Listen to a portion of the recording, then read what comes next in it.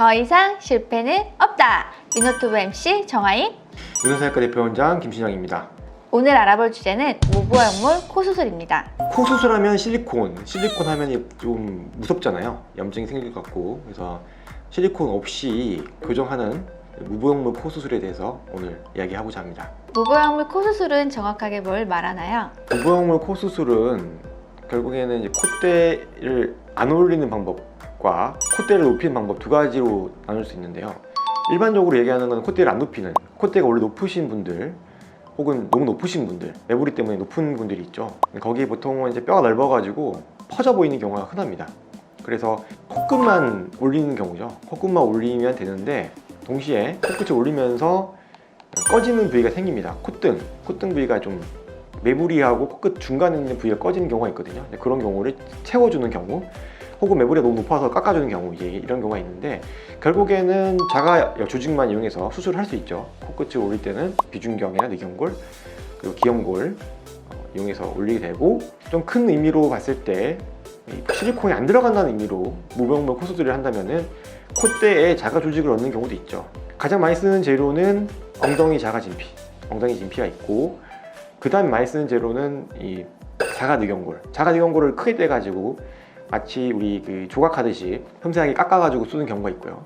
혹은 이제 다른 연고를 쓴다고 하면은 척두근막이라는 게 있습니다. 척두근막, 우리 그 두피 안에 있는 근막인데 그걸 떼서 기형골이든 비중경이든 자가 뇌경골이든 채소 다져가지고 얇게 만들어서 그거를 척두근막에 싸가지고 콧대에 올리는 경우도 있거든요. 네, 이런 경우는 좀 수술 자체가 좀 커지긴 하는데 자가 조직이라는 장점이 있습니다. 실리콘에 대해서 거부감을 느끼시는 분들이 많이 선택을 하는데, 저는 콧대에다가 뭐 다른 조직을 얻는 거에 대해서는 좀 부정적이거든요.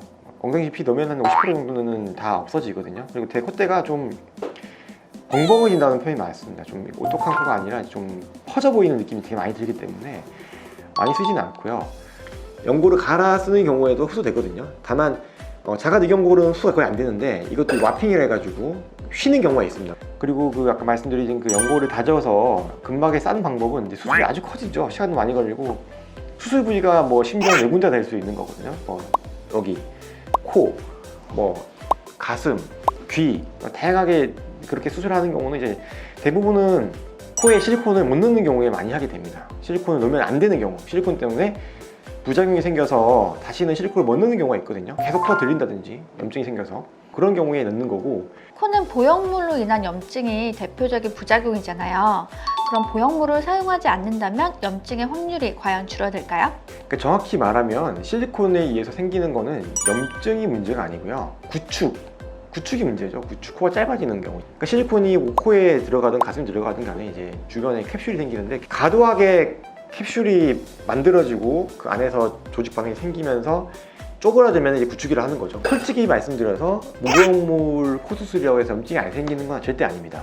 엉덩이 진피를 써서도 콧대에 물이 고이는 경우도 있고요. 염증이 생길 확률은 동일한데, 실리콘이 염증이 생기면은 구축이라는 게 문제고, 자가 조직이 염증이 생기면은 구축은 안 일어나죠. 하지만 그 자체가 문제가 될 수 있습니다. 그래서 나중에 염증이 생겨서 괜히 또 씻어내고 빼내는 경우도 있고요. 확률이 줄어든다, 이거는 정확한 질문이 아니고 구축이 안 생긴다라는 게 정확한 답변이 될 것 같습니다.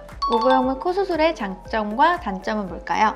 무보형 코 수술의 장점은 콧대를 높일 필요가 없으니까 코끝만 수술해도 모양을 이쁘게 만들 수 있다는 장점과 실리콘이 안 들어가기 때문에 추후에 구축이 안 생긴다는 장점이 있겠죠. 단점은 콧대가 좀 매끈하게 만들기 힘들다는 거. 실리콘은 상당히 매끈하게 나오죠, 라인이. 근데 아무래도 실리콘이 안 들어가면 안에 이제 숨어 있는 그런 지형, 코의 굴곡 같은 것이 약간은 보일 수 있기 때문에 그런 면이 단점이라고 할 수 있습니다. 그런데 고객님이 반드시 무보형물 수술을 고집하신다면 어떡하죠?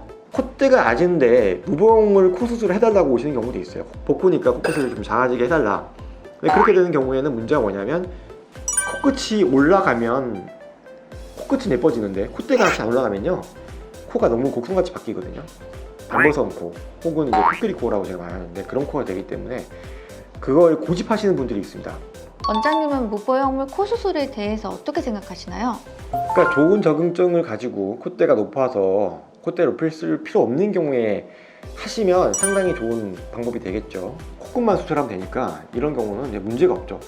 하지만 이제 콧대에다가 다른 자가 조직을 넣고 수술하겠다 하시면 재수술인 경우에, 즉 실리콘을 못 넣는 경우에만 고려하시고 첫 수술부터 자가 조직으로 콧대를 채우려고 하시는 것은 바람직하지 않다라고 말씀을 드리겠습니다. 오늘은 무보형물 코 수술에 대해서 알아보았습니다. 저희는 다음에 더 유익한 성형 정보로 돌아올게요. 지금까지 유노튜브 MC 정아이 대표원장 김신영이었습니다.